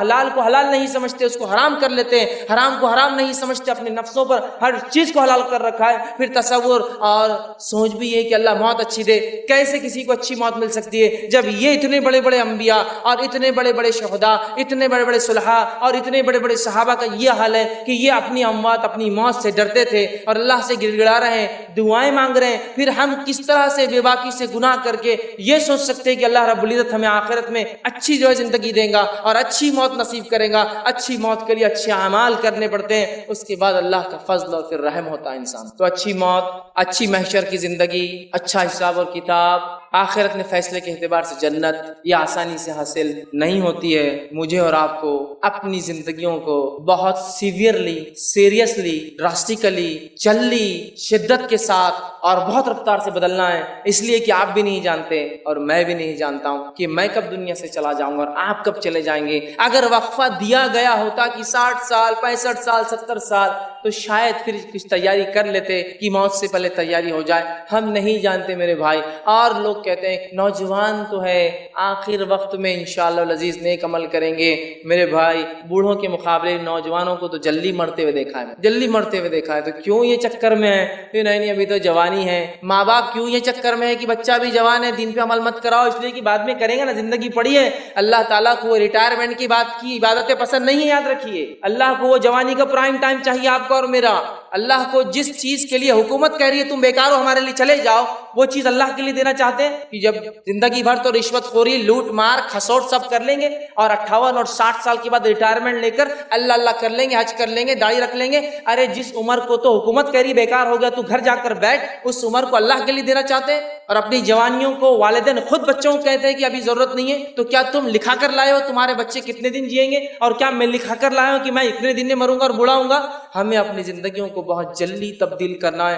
اس سے پہلے کہ موت کا شکنجہ کھس لیا جائے, فرشتوں کو آرڈر اور حکم دے دیا جائے, پھر اس کے بعد ہم کہیں حتی اذا جاء احد الموت قال رب ارجعون, اے اللہ تھوڑی سی مہلت دی جائے, واپس ریٹرن لوٹنا ہے, نیک کام کرنا ہے. لعلی اعمل صالحا فیما ترک, جو نیکیاں تیرے نبی بتا کر گئے تھے, تیرے دین و شریعت نہیں بتائی تھی, میں کر کے آؤں. نہیں ملنے والا یہ موقع, یاد رکھیے, نہیں ملے گا. اور انسان کی فطرت ہے, اسے کہا جائے نماز اگلے جمعے سے, دیندار بنو اگلے رمضان سے, اچھا پڑھو اگلے سیمسٹر سے, فلاں کام اگلی فصل سے, اچھا بزنس کرو اگلے سیزن سے. اگلا موقع چاہیے. اللہ کہتا کلا, نہیں ملنے والا تجھے اگلا موقع, چونکہ تیری فطرت ہے اگلا موقع چاہیے اور تو کرتا نہیں ہے اعمال. لہٰذا اپنی زندگیوں کو بہت جلدی تبدیل کرنا ہے. میں اور آپ نہیں جانتے کیا حال ہونے والا ہے. ابن ماجہ کی روایت ہے, ابو ذر غفاری رضی اللہ عنہ فرمایا کرتے تھے, جب برزخ اور موت کی کیفیت اللہ کے رسول صلی اللہ علیہ وسلم بیان کی تو کہنے لگے کاش کہ میں درخت ہوتا, لوگ آتے کاٹتے سکھا کے مجھے جلا دیتے, میں انسان پیدا نہ ہوا ہوتا. اس لیے کہ درخت سے پوچھ نہیں ہونے والی, مجھ سے اللہ رب العزت پوچھ کرنے والا ہے. کتاب الزہد کے اندر ابو ہریرہ رضی اللہ عنہ کے تعلق سے آتا ہے کہ جب آپ کی موت کا وقت قریب آیا, انتقال کا وقت قریب آیا, دنیا سے کوچ کر جانے کا وقت قریب آیا, تو رونے لگے. یہ بھی ایک خوش نصیبی کی موت ہے کہ انسان بیمار ہو اور توبہ کا موقع ملے. اچانک آنے والی موتوں میں توبہ کا موقع نہیں ملے. تو بہرحال تو رونے لگے اس موت کی کیفیت میں, اور روتے روتے جو ہے لوگوں نے پوچھا, اے ابو ہریرہ کیوں روتے ہو, کیا دنیا سے جانے کا غم ستاتا ہے تمہیں؟ تو کہنے لگے ابو ہریرہ رضی اللہ عنہ کہ کہا دنیا سے جانے کا, چھوڑنے کا غم نہیں ہے, لیکن میرا سفر بہت لمبا ہے, طویل سفر ہے میرا, اور خلیل زاد راہ ہے میرے پاس, توشہ بہت کم تیار کیا ہے, سفر کچھ زیادہ ہی لمبا ہے. سفر لمبا ہے, میں نے زاد راہ سفر کی تیاری کے لیے سامان کم جمع کیا ہے. اور پھر فرماتے ہیں میں نے اپنی زندگی کی شام ایک ایسے ٹیلے پر گزاری ہے جس کے آگے میں نہیں جانتا ٹیلا پار کرنے کے بعد کہ میرے لیے جہنم ہے یا میرے لیے جنت رکھی گئی ہے. تو یہ اصحاب ہے جن کے تعلق سے اللہ کی کتاب نے کہا رضی اللہ عنہم ورضوا عنہ, اللہ ان سے راضی اور وہ اللہ سے راضی. اگر ان کی اموات اور ان کی موت پر یہ ڈر رہے ہیں, اتنے کثیر اعمال کرنے کے بعد اگر یہ خلیل کہہ رہے ہیں اس کو زادرہ خلیل, جبکہ ابو ہریرہ رضی اللہ عنہ کی شخصیت کس کو نہیں پتا ہے؟ حدیث کا کوئی طالب علم ایسا کوئی ہو سکتا ہے جس نے ابو ہریرہ رضی اللہ عنہ کے تعلق سے نہیں سنا ہو کہ فلاں صحابی ہے؟ یہ وہ صحابی ہے جس نے 5000 سے زیادہ حدیثیں روایت کی ہے رسول اکرم صلی اللہ علیہ وسلم سے, اور قیامت تک جتنے لوگ اس حدیث پر عمل کریں گے سب کا ثواب ابو ہریرہ رضی اللہ عنہ. تو یہ وہ صحابی ہے, لیکن اپنی موت سے دیکھ کتنا گھبرا رہے, کتنا ڈر رہے. اور کیوں نہ ہو, اللہ رب العزت نے تو یوسف علیہ السلام کا ذکر کیا اپنی کتاب میں. جب یوسف علیہ السلام کی موت کا قریب آیا, وقت قریب آیا, تو کہنے لگے کہ اللہ جو ہے جعلنی مکرمن والحقنی بالصالحین, اے اللہ مجھے اکرام والے اور نیک لوگوں میں شمار کر. انبیاء ہے اور ایسے نبی ہے یوسف علیہ السلام کہ جس کے جیسا نسب تو کسی کا نسب نہیں. سجرا, بڑا دادا نبی ابراہیم علیہ السلام, دادا نبی اسحاق اسحاق علیہ السلام، باپ نبی ہے نا، آپ کے جو والد تھے یعقوب علیہ السلام، اور خود نبی، اس کے بعد کہہ رہے ہیں کہ اے اللہ جو ہے میرا حساب آسان کرنا اور مجھے جو ہے نیکوکاروں میں شمار کرنا، میرا اچھے لوگوں میں میرا شمار کرنا۔ تو یہ ہے انبیاء، یہ ہے اصحاب، یہ ان کا ڈر ہے۔ اور ہمارے اسلاف قبروں سے بہت ڈرتے تھے، قبر کے عذاب اور موت سے ڈرتے تھے۔ آج لوگ یہ دھڑلے سے کہتے دیکھا جائے گا مرنے کے بعد، بھائی تو نے میری زمین لے لی، دیکھا جائے گا مرنے کے بعد، بھائی تو نے میرا پیسہ لے دیا، نہیں دیکھا جائے گا مرنے کے بعد۔ میرے بھائی نپٹا لے یہاں، سب ختم کر دے یہاں، دیکھا کچھ بھی نہیں جانے والا ہے، صرف لیا اور لیا جائے گا اور واپس دیا اور دیا جائے گا، کچھ دیکھا جائے گا نہیں۔ کوئی مہلت، کوئی چھوٹ، کوئی پہچان، کوئی نسب، کوئی خاندان، کوئی رشوت، کوئی سونا، کوئی چاندی، کوئی خوبصورتی، کوئی مالداری، کوئی حسب نسب تیرے کچھ کام نہیں آئے گا رکھتی برابر۔ وہاں صرف بدلہ نیکیوں سے چلیں گا مرنے والا۔ اگر مرنے کی کیفیت ٹھیک ٹھیک بتا دیتا تو شاید ہمیں پتا چل جاتا، چونکہ مرنے والا بتا نہیں پاتا ہے کیا ہوتا ہے۔ قرآن حدیث سے میں نے کچھ باتیں جمع کی ہے کہ نیک اور بد کی موت کیسی آتی ہے۔ یہ روایتیں صحیح بخاری، صحیح مسلم، جامع ترمذی، سنن ابن ماجہ، سنن نسائی اور دیگر کتابوں سے میں نے جمع کی ہے، لیکن ہر روایت میں ایک مخصوص پارٹ اور حصہ آ رہا تھا، تو میں نے وہ سب کو چھوڑ کر، حوالوں کو چھوڑ کر ایک ترتیب دے دی پورے واقعے، ایک سیکوینس بنا دیا۔ حوالے چاہیے تو بعد میں مجھ سے آپ لے سکتے ہیں، لیکن اگر میں الگ الگ حوالے بتاؤں گا تو پھر وہ ترتیب نہیں جم پائیں گی کہ کیسے کب اور کیا ہوتا ہے۔ لہٰذا میں نے سب روایتوں کو ملا کر ایک ترتیب وار واقعہ آپ کے سامنے میں بیان کر رہا ہوں، تاکہ ایک تسلسل کے ساتھ ایک سیکوینس میں سٹوری یا ایک سیکوینس میں واقعہ آپ کے سامنے آ جائے، ورنہ الگ الگ حوالے میرے پاس پورے موجود ہیں۔ تو آئیے اچھے اور برے کے ساتھ کیا ہوتا ہے اس کی تفصیلات ہم دیکھتے ہیں، تاکہ ہمیں پتہ چل جائے موت کیسی کیفیت اور موت کے بعد کیا ہونے والا ہے۔ تو آئیے سب سے پہلے نیک انسان سے شروع کرتے ہیں، سیدھے ہاتھ والے لوگوں سے شروع کرتے ہیں، جنتی لوگوں سے شروعات کرتے ہیں۔ اللہ کے انبیاء، صلحاء مطلب صالحین، صدیقین، شہداء اور نیکوکاروں سے شروع کرتے ہیں، ان کی کیفیت کیا ہوں گی نیک لوگوں کی۔ تو سب سے پہلی چیز، جب موت کا وقت آتا ہے تو نیک لوگوں کے پاس فرشتے سورج جیسی روشن شکلیں لے کر آتے ہیں، کبھی ایک، کبھی دو اور کبھی اس سے زائد آتے ہیں، چمکدار روشن شکلیں لے کر آتے ہیں، خوشبودار جو ہے خوشبو کے ساتھ، اور جو اچھے اچھے چہروں والے فرشتے اس کے پاس آتے ہیں، اور اس کے لیے خوشبودار کفن کو ساتھ لاتے ہیں جو ریشم کا بنا ہوا ہوتا ہے، اور وہ کفن خوشبودار کفن لے کر آتے ہیں، اور آنے کے بعد ملک الموت اور دیگر فرشتے اس شخص کو سلام کرتے ہیں، اس کو دعا دیتے ہیں، اور یہی پہلا مرحلہ ہے، وہ سمجھ جاتا ہے کہ میرے لیے رائٹ چیز ہونے والی ہے، چونکہ سلام کیا گیا مجھے تو سلام کرتے ہیں۔ اس لیے میں بار بار کہتا ہوں لوگوں سے، پہچان ہو تو ایسی ہو کہ فرشتے سلام کرے اور اس کا انتظار وہاں ہو۔ دنیا میں تو بہت پہچان لوگوں کی ہوتی ہے، یہ زیادہ کام نہیں آتی ہے، تو بہرحال اس کو سلام کرتے ہیں، اچھی اچھی شکلوں میں آتے ہیں، اور اس کو اچھے اچھے ناموں سے پکارتے ہیں، جن اچھے اچھے ناموں سے دنیا میں اسے پکارا جاتا تھا کہ فلاں بن فلاں، فلاں بن فلاں، پیارے پیارے جو اس کے اچھے نام، ایک انسان کہیں کے ناموں سے پکارا جاتا ہے، سارے اچھے اچھے ناموں سے اس کو پکاریں گے، اس کو آواز دیں گے، اور اس کو روح نکالنے سے پہلے ملک الموت بشارت دیں گے، اے نیک انسان، تیرے اعمال سے تیرا رب راضی ہوا اور تو جو ہے نکل جا، تیرے رب نے تیرے لیے جنت مقام طے کر دیا ہے۔ جو ہی وہ نیک انسان کی روح اس بات کو سنتی ہے کہ اس کے رب نے اس کے لیے جنت طے کر دی ہے، وہ مچلتی ہے، لپکتی ہے، اور فرشتوں سے کہتی ہے نکالو مجھے، جلدی باہر نکالو، اس لیے کہ میرے رب نے میرے لیے جنت اٹھا رکھی ہے۔ اور وہ تیزی کے ساتھ باہر نکلتی ہے، اور جب نکلتی ہے تو آپ صلی اللہ علیہ وسلم فرماتے ہیں اس آسانی سے نکل جاتی ہے جیسا ایک تھیلی میں پانی کھول دیا جائے، پانی گر جاتا ہے، اس طرح سے ایزیلی وہ جو ہے روح نکل جاتی ہے۔ اور نکلنے کے بعد فرشتے جو معطر خوشبودار کفن، دنیا میں تو ہم بہت خوشبو لگاتے ہیں نا، یہ خوشبو اصل ہے جو مرنے کے بعد ملے انسان کو، تو معطر ایک کفن جو ریشمی ہوتا ہے، ریشم کا بنا ہوا ہوتا ہے، لا کر اس کفن میں اس کو لپیٹ دیتے ہیں۔ لپیٹنے کے بعد اس کا استقبال اور ویلکم ہوتا ہے، اسے لے کر فرشتے پہلی آسمان کی طرف بڑھتے ہیں۔ پہلے آسمان پر جب وہ روح جاتی ہے، اس کی خوشبو سے پہلے آسمان کے لوگ جان لیتے ہیں کوئی نیک روح آ رہی ہے، خوشبو بتا دیتی ہے، اور دروازہ جو ہے آسمان کا کھٹکھٹایا جاتا ہے، پوچھا جاتا ہے کون، تو کہا جاتا ہے فلاں بن فلاں کی روح لائی جا رہی ہے۔ فرشتے کہتے استقبال، خوش آمدید، ویلکم، خیر، بہت خوب آئے، بہت اچھے، دروازے کھول دیے جاتے ہیں۔ پہلے آسمان کے فرشتے مبارکباد دیتے ہیں اس مبارک روح کو کہ تو بہت کامیاب روح رہی، تیرا سکسیسفل مشن رہا دنیا کے اندر، آ جا، ویلکم، سلام کرتے ہیں، اور اس کے ساتھ اس کی محبت میں، چونکہ اس کی خوشبو اور نیک بندہ تھا، اس کو چھوڑنے ان فرشتوں کے ساتھ جو روح نکال کر لائے دوسرے آسمان کے دروازوں تک جاتے ہیں چھوڑنے کے، چلو دوسرے آسمان کے دروازے پہ دستک دی جاتی ہے، دوسرے آسمان کے فرشتے بھاپ لیتے ہیں کوئی نیک روح آ چکی ہے، خوشبو سے دروازہ کھول کر سلام ہوتا ہے، ویلکم کیا جاتا ہے، استقبال کیا جاتا ہے، مبارکبادیں دی جاتی ہے کہ تم کامیاب رہے اپنی زندگی کے اندر، آؤ۔ اور پھر تیسرے آسمان تک سارے لوگ مل کر فرشتے چھوڑنے جاتے ہیں، چھوڑ کر آتے ہیں، مرحلہ 1 2 3 4 5 6 7ویں آسمان تک جاتا ہے، اور پھر 7ویں آسمان پہ جانے کے بعد اللہ تعالیٰ آواز دیتا ہے اور کہتا ہے، حکم دیتا ہے اور کہتا ہے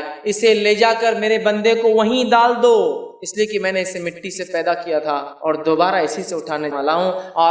اور اللہ فرماتا ہے اس کا نام علیین، نیک لوگوں کے رجسٹر میں لکھ دو، اس کا نام اچھے لوگوں کے کھاتے میں ڈال دیا جائے، اور علیین کے اندر نیکوکاروں کی بک رجسٹر ہے، اس رجسٹر میں اس کا نام اندراج رجسٹر لکھ دیا جاتا ہے کہ نیک انسان ہے۔ روح پھر اسی مرحلوں سے لوٹ کر خوش آمدیدیں سلامتیاں سن کر زمین پر آتی ہے، اور لانے کے بعد اسے قبر میں واپس اس کے جسم میں ڈال دیا جاتا ہے۔ نبی اکرم صلی اللہ علیہ وسلم فرماتے ہیں جب قبر میں روح کو واپس ڈال دیا جاتا ہے اور لوگ دفنا کے دور چلے جاتے ہیں تو اس کے بعد وہ آدمی جو مر چکا تھا یا مرا ہوا تھا وہ ان کی کھڑاؤں کی چپل اور جوتے کی آوازوں کو سنتا ہے، چونکہ اس کا رب اسے سناتا ہے، وہ سنتا ہے، یاد رکھیے ان آوازوں کو، اور لوگ وہاں سے چلے جاتے ہیں۔ اور یہی نیک انسان جب اس کو جنازے پہ لوگ لے جاتے ہیں تو لوگوں سے کہتا ہے جو جنازہ اٹھائے ہوئے، ارے جلدی چلو، اتنے سست رفتار سے کیوں چلے ہو، لے کے جاؤ، اس لیے کہ میرے انجام کی خوشخبری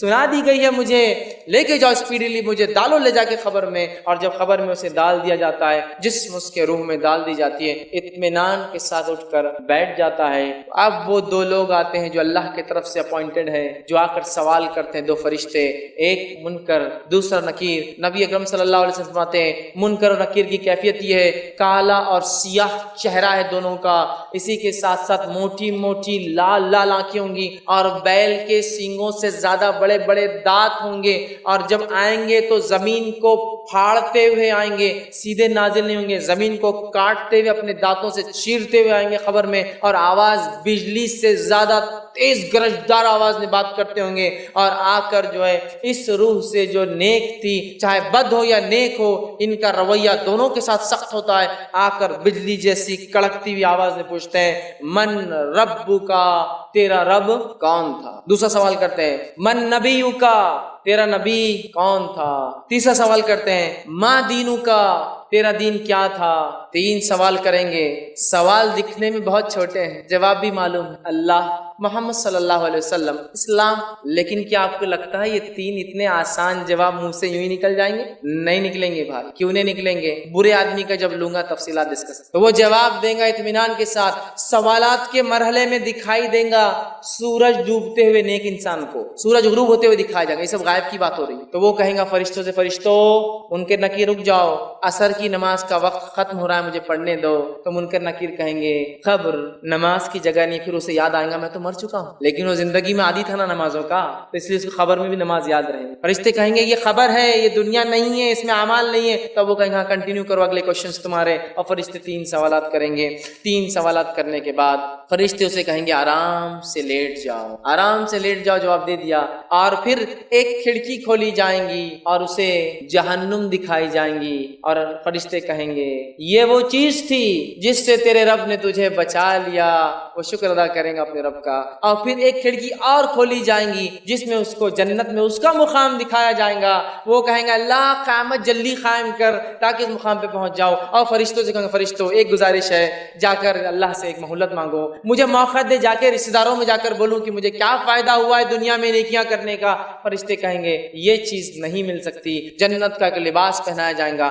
جنت کا ایک بستر ڈالا جائے گا، جنت میں سے ایک کھڑکی کھول دی جائیں گے جس میں سے تازی ہوا جنت کی آئیں گی، اور کہا جائے گا سو جاؤ، اور اسے ایک نئی نویلی دلہن کی طرح لٹا کر جنتی لباس پہنا کر جنتی بستر پر ڈال کر جنت کی کھڑکی کھول کر ہوا لیتے ہوئے سو جائیں گا۔ اب یہ روز قیامت ہی اٹھنے والا ہے۔ اس کے بعد جب وہ لیٹ جائیں گا اپنی خبر میں تو ایک شخص وہاں آئیں گا، اور وہ شخص بہت ہی انتہائی خوبصورت چہرے والا ہوں گا، اور آ کر سلام کریں گا. یہ پوچھیں گا تم کون ہو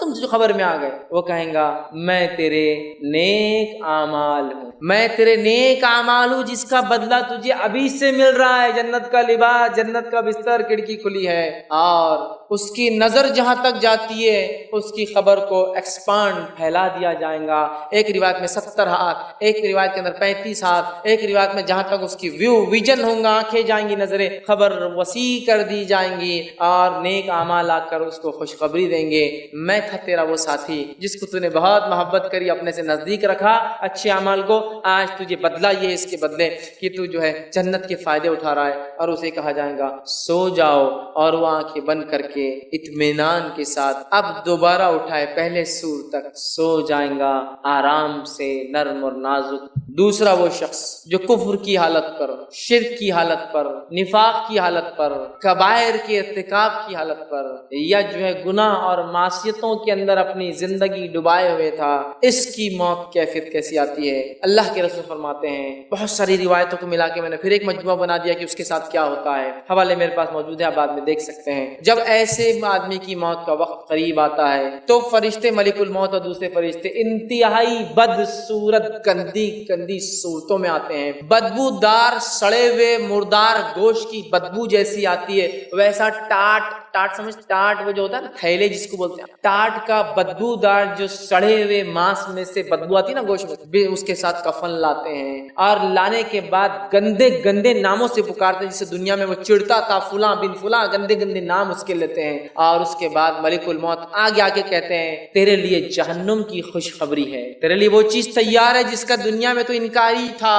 تو انکار کرتا اور کفر کرتا تھا, تیرے لیے جو ہے وہ چیز ہے. اس کی روح جسم کے اندر بھاگنا شروع کرتی ہے. اللہ رب العزت نے جس کے تعلق سے کہا فرشتوں کو, ملک الموت خود اور فرشتوں کو حکم دیتے ہیں ڈوبو اس کے جسم کے اندر, گھس کر نکال کے لاؤ اس کو, چونکہ دشمن تھا اللہ کا, کفر کرتا تھا, شرک کرتا تھا. اور اللہ نے کہا والنازیات غرقا, خصم فرشتوں کی جو انسانی جسموں میں غوطے لگا کر روحوں کو کھینچ کر لاتے ہیں. والنازیات غرقا, فرشتوں کی خصم جو جسم میں گھس کر کافر, منافق, فاسق, فاجر, کبائر کے کرنے والے کی روح کو کھینچ کر نکالتے ہیں. اور جب روح کو کھینچتے ہیں تو اللہ کے رسول فرماتے ہیں ایک لوہے کی سلاخ ہو جس کے اوپر کانٹے لگے ہوئے ہو, کیل لگی ہو, اور ایک بھیڑ جس کی اون گیلی ہو, ایک شیپ جس کا اون, اس کا وول گیلا ہو, اس میں اگر اس کانٹے کو گول گھمایا جائے اس لکڑی کو اور پھر کھینچ کے نکالا جائے, اس سے بھی زیادہ دردناک تکلیف اسے ہوتی ہے. اون ہوتا ہے نا, اون, زندہ بھیڑ کا اون آپ کھینچیں گے تو اس کی چمڑی نکل کے آ جاتی ہے, اس طرح سے تکلیف ہوتی ہے. یہ اندر گھستا ہے. اور اللہ رب العزت نے اسی مقام اور اسی کیفیت کو دوسری جگہ یوں فرمایا اور کہا, سورہ انعام سورہ نمبر 6 آیت نمبر 93 میں, وَلَوْ تَرَى إِذِ الظَّالِمُونَ فِي غَمَارَاتِ الْمَوْتِ وَالْمَلَائِكَةُ بَاسِطُو أَيْدِيهِمْ أُخْرِجُوا أَنفُسَكُمُ الْيَوْمَ تُجْزَوْنَ عَذَابَ الْحَوْنَ بِمَا كُنْتُمْ تَقُولُونَ عَلَى اللَّهِ غَيْرَ الْحَقِّ وَكُنْتُمْ عَنْ آيَاتِهِ تَسْتَكْبِرُونَ. اللہ فرماتا ہے اے کاش نبی, اے محمد صلی اللہ علیہ وسلم, کاش کہ تم دیکھ پاتے جب ہمارے فرشتے اس شخص کے پاس آتے ہیں جو ظلم اور ستم کرتا تھا, گنہگار تھا, فی غمارات الموت, اور جب اس کی موت کے وقت قریب آتا ہے تو فرشتے دوڑتے ہیں اور ہاتھ بڑا کر کھینچتے اور کہتے ہیں تخرجوا انفسکم, نکل اب باہر اپنے جسم سے اور آ ہمارے شکنجے میں. اس لیے جتنے بڑے بڑے کافر بھی ہیں نا جو مسلمانوں پہ ظلم کرتے ہیں, اب آتے ہیں شکنجے میں وہ مسلمانوں, فرشتے نکالتے ہیں ان کو باہر. مشرک, کافر, فاسق, فاجر جو کبائر میں اپنی زندگیوں کو ڈبا چکے تھے, گناہوں سے توبہ نہیں کرتے تھے, معافی نہیں مانگتے تھے, کھینچتے ہیں. اللہ کہتا ہے کاش تم نبی دیکھ پاتے کیا کیفیت ہوتی ہے. فرشتے آگے ہاتھ بڑھا کر باہر نکل, اب تجھے عذاب دیا جائے گا, تجزون عذاب الحون بما کنتم, کیوں عذاب دیا جائے گا, کیوں تو اللہ کے بارے میں بغیر علم کے بڑی باتیں کرتا تھا دنیا میں. کچھ نہیں ہے, نبی جو دین لا رہا کوئی صحیح نہیں ہے, ہماری عقلیں زیادہ ہے, اب تجھے پتا چلے گا. اور اللہ فرماتا ہے بما کنتم تقولون علی اللہ غیر الحق وکنتم آیاتی تستکبرون, اور اللہ کی آیتیں جب تیری سامنے پڑھ کے سنائی جاتی تو تکبر سے پلٹتا. آج ہے نہیں ہمارا ماما, بھائی فلاں چیز حرام ہے, دیکھا جائے گا, تکبر سے تو پلٹتا جب ہماری آیتیں تجھے سنائی جاتی. ہمیشہ تکبر کو کافر نہیں کرتے, ہم لوگ بھی کرتے اللہ کی آیتوں سے تکبر. جب ہم آیتیں ہماری سنائی جاتی رب کی اور ہم پیٹ پھیر کر چلے جاتے ہیں, دیکھا جائے گا بول کر آگے بڑھ جاتے ہیں. تو اللہ نے فرمایا اے نبی تم اگر دیکھتے کیا حالت ہو. فرشتے نکالتے ہیں, نکالنے کے بعد پکڑتے ہیں, ٹاٹ کا گندا سڑا ہوا بدبو دار جس میں سے مرے ہوئے ماंس, سڑے ہوئے گوشت کی بدبو آتی ہے, نکالتے ہیں, لپیٹتے ہیں, پہلے آسمان کی طرف لے جاتے ہیں. اس کی بدبو سے سارا آسمان مہک جاتا ہے. پہلے آسمان کے فرشتے بولتے ہیں ایسی مغضوب روح کو ہم اندر انٹر نہیں ہونے دیں گے, آسمان کے دروازے بند ہے تیرے لیے. اور اللہ حکم دیتا ہے اس کا نام سجین, جیل والوں میں, قید خانے والوں کے رجسٹر میں اندراج کر لو, نوٹ کر لو. اور سجین میں اس کا نام نوٹ کر لیا جاتا ہے. پہلے آسمان سے فرشتے اٹھاتے ہیں اس کو اور نیچے پھینک دیتے ہیں. وہ آ کر پہلے آسمان سے اپنے وزن کے ساتھ اپنی خبر میں پٹکا جاتا ہے. کوئی عزت نہیں, اس کوئی مقام نہیں, اس کا پٹکا جاتا ہے. جاتے ہی اس کی روح جسم میں ڈال دی جاتی ہے. جسم میں ڈالنے کے بعد وہی کیفیت دونوں کی فرشتوں کی, کالا سیاہ چہرہ, لال بڑی بڑی آنکھیں, دانت جو ہے بیل کے سنگ سے بڑے, زمین کو پھاڑتے ہوئے آتے ہیں اور آ کر اپنی گرجدار آواز میں پوچھتے ہیں من ربک, تیرا رب کون؟ کافر کہتا ہے مجھے نہیں پتا میرا رب کون تھا. منافق کہتا ہے لوگ کہتے تھے میرا رب اللہ ہے, کیونکہ وہ ایمان نہیں لایا تھا نا, لانے کے بعد بھی نہیں لایا, کفر. دوسرا سوال کریں گے من نبیک, تیرا نبی کون ہے؟ تیسرا سوال ہوگا ما دینک, تیرا دین کیا ہے؟ تو وہ کہیں گا کافر میں نہیں جانتا ہوں. منافق کہیں گا لوگ کہتے تھے میرا دین اسلام ہے. اس کے بعد فرشتے اس کو ایک کھڑکی کھول کر بتائیں گے اور جنت بتائیں گے اور کہیں گے یہ وہ چیز تھی جس سے تو محروم رہا, چلے گی تیرے ہاتھ. پھر جہنم میں ایک اس کی کھڑکی کھول کے مقام بتایا جائے گا جس کی گرمی اس کو محسوس ہوں گی اور شدت ہوں گی, جیسا وہ جنتی کو ہو رہی تھی شدت ہوں گی. وہ کہیں گا اللہ قیامت کبھی قائم مت کر, قیامت کے دن تو اصل ٹھکانہ ملیں گا نا, ابھی تو صرف بتایا جا رہا ہے. اللہ قیامت کبھی قائم مت کر, مت آنے دے ڈے آف ججمنٹ, نہیں چاہتا ہوں میں قیامت آئے. اور جو ہے جب اس آدمی کو کاندھے پہ لوگ لے جاتے ہیں نا اٹھا کر, تو یہ چلاتا اور چیختا ارے کہاں لے جا رہے ہو مجھے, ارے کہاں لے جا رہے ہو, کیونکہ اس کو پتا ہے اس کے ساتھ کیا ہونے والا. چیختا اور چلاتا اور کہتا ارے مجھے کہاں لے جا رہے ہو, چھوڑ دو مجھے. ڈال دیا جاتا ہے, کہتا مت قائم ہو. اس کے بعد جہنم کا ایک دروازہ کھول کر, جہنم کا ایک بستر بچھا کر, جہنم کا جو ایک لباس پہنا کر, آنکھ کا بستر, آنکھ کا لباس اور آنکھ کی شعاؤں کی گرمی اور تپش جہنم سے جو اس کا مقام میں نکلتی ہے, وہاں اسے کہا جاتا ہے اب یہاں رہو تم. اور اس کے بعد وہ فرشتے چلے جاتے ہیں. ایک انتہائی بدصورت انسان خبر میں آتا ہے, وہ کہتا تم کون ہو اتنے گندی صورت والے؟ وہ کہتا ہوں میں تیرے برے اعمال ہوں جو دنیا میں تو بنداس بغیر سوچے سمجھے, بغیر ڈر کے, بغیر کسی اس کے کیا کرتا تھا. آج اس کی وجہ سے, میری وجہ سے تیرا یہ حال ہے اور جہنم میں تیرا ٹھکانہ یہ ہونے والا ہے اور اس جنت سے تو محروم کر دیا گیا تیرے اعمال کی وجہ سے. اس کے بعد آسان فرماتے ہیں اس کی خبر اس کو دبانا شروع, اس کی خبر اتنا دباتی ہے کہ اس کی پسلیوں سے پسلیاں اندر چلی جاتی ہے اور اس کو وہاں سونے جیسی بھی جگہ نہیں ہوتی ہے, اور اسے آنکھ کے بستر پر اور آنکھ کا جو ہے لباس پہنا کر اور جہنم میں اس کا مقام والی جگہ سے آنکھ کی شدت کو محسوس کرتے ہوئے قیامت تک, سوتا تو میں کہیں نہیں سکتا ہوں, قیامت تک اسی کیفیت میں رہیں گا. اب آئیے ان دونوں واقعات سے جو باتیں پتہ چلی ہے, اس بات میں ایک بات جو مجھے اور آپ کو پتہ چلی وہ یہ ہے کہ خبر کا جو میرا اور آپ کا ساتھی ہے, جس کو ہم نے سب سے کمزور دوست سمجھا ہے, وہ ساتھی کون ہے جو خبر میں آنے والا ہے؟ وہ میرے اور آپ کے اعمال ہے. جس سے سب سے کم دوستی ہمارے نبی اکرم صلی اللہ علیہ وسلم فرماتے ہیں ایک انسان ہے اس کے 3 دوست ہے, 3 فرینڈز ہے, اس کے 3 دوست ہے. پہلا دوست وہ, پہلا ساتھی وہ جو مرتے ہی ساتھ چھوڑ دیتا ہے, دوسرا ساتھی وہ جو قبرستان تک ساتھ آتا ہے, اور تیسرا دوست وہ جو قبر میں بھی ساتھ آئیں گا اور روز قیامت بھی ساتھ آئیں گا. پوچھا گیا کون ہے وہ تینوں دوستوں کا؟ پہلے وہ دوست جو سب سے پہلے تیرا ساتھ چھوڑ دیں گا وہ ہے تیرا مال, جس کے لیے سب کچھ کیا میں نے, رشتوں کو توڑا, پیسے بچ جانا بول کر, زکات نہیں دی تاکہ کچھ اس سے فائدہ اٹھا لوں, خرچ نہیں کیا جو اللہ نے کہا تھا, وہاں جو میری پکڑ, میں نے اس کے لیے تو بغض, کینہ, تکبر, حسد, رشوت, 2 نمبر, 3 نمبر, سود, غیر, سب کچھ کیا میں نے. یہ وہ ساتھی ہے سب سے پہلے ساتھ چھوڑ دیتا ہے اور رشتہ دار لڑتے اور ٹوٹ پڑتے اس پر, چونکہ ان کو چاہیے تھا وہ چیز. سب سے بے وفا ساتھی, سب سے زیادہ محبت میری سے, ارے یہ تو اتنا بے وفا ہوتا ہے, اتنا بے وفا کہ آپ مر جائے اور چاندی کی انگوٹھی بھی ہاتھ میں ہو تو کوئی اس کو دفناتا نہیں, اس سے نکال لیا جائے, اتنا بے وفا ساتھی. مال کا دوسرا ساتھی کون ہے؟ کا وہ ہے جو تیرے رشتہ دار ہے, تجھے چاہنے والے ہیں, جو قبرستان تک آتے ہیں لیکن ان کی محبت بھی اتنی نہیں ہے کہ تیرے ساتھ آ سکتے ہیں, ساتھ نہیں جا سکتا کوئی. اور رشتہ دار کے لیے تو کیا نہیں کر رہے ہیں بہت سارے لوگ, بچوں کے لیے تو حرام چیزیں کما رہا ہوں، ہاں یہی رشتے دار ہیں، دفنا کے آئیں گے، ساتھ نہیں آنے والے۔ اپنا اپنا سوچ بھیا، اپنے کو کیسا نکلنا ہے۔ حرام کاری غلط کام ان کے لیے کرتے ہیں نا، بچوں کے لیے اور رشتے داروں کے لیے، فلاں ہو جائے، اسٹیٹس بن جائے فلاں، لے یہ تو چھوڑ کر دفنا کے چلے جائیں گے۔ کا تیسرا ساتھی خبر میں بھی آتا ہے، آخرت میں بھی آئیں گا، وہ ہے تیرے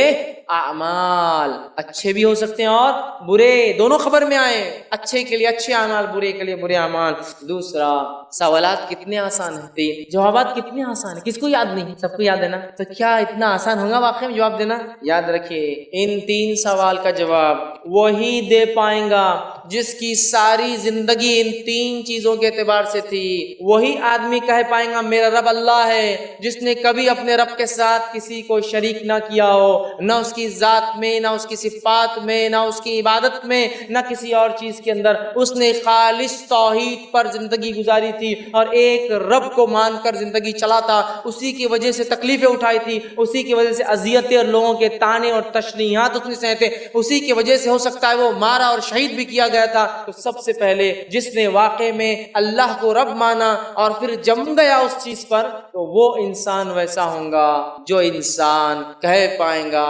ربی اللہ، میرا رب اللہ ہے۔ دوسرا سوال من نبیوں کا، جواب تو آسان ہے، کس کو نہیں پتا ہے محمد صلی اللہ علیہ وسلم، کس کو نہیں پتا ہے، سب کو پتا ہے، لیکن یہ جواب صرف وہ انسان کے منہ سے نکلے گا جس کی واقع میں زندگی محمد صلی اللہ علیہ وسلم کے طریقے کے، اسوے کے، نمونے کے، ان کے جیسا اپنے آپ کو آئیڈیل بنا کر دیکھ کر چلتا رہو، جن کے رول ماڈلز سیرے غیرے اور نتھور غیرے اور پتہ نہیں دنیا کے تارے اور ستارے اور پتہ نہیں کہاں کہاں کے لوگ ہوں گے، یہ بھی مر کے وہیں مر کھپ جانے والے، کچھ فائدہ نہیں ہوگا، لیکن جن کا آئیڈیل یہ رہے ہوں گے، جن کو محمد صلی اللہ علیہ وسلم کہا جاتا ہے کہ آپ نے فرما دیا تو بس اس کے آگے اب کس کی نہیں چلنے والی، کوئی ریت، کوئی رواج، کوئی رسم، کوئی بڑے سے بڑا دین کا علم والا مجھے اگر کوئی بات کہیں گے اور اس شخصیت کی بات کے خلاف یہ بات تھی تو میں جوتوں کی نوک پر رکھتا ہوں۔ یہ ہے محمد صلی اللہ علیہ وسلم، یہ نمونہ اور آئیڈیل ہے، اور ان کی اتباع ایسی لازم ہے ہم پر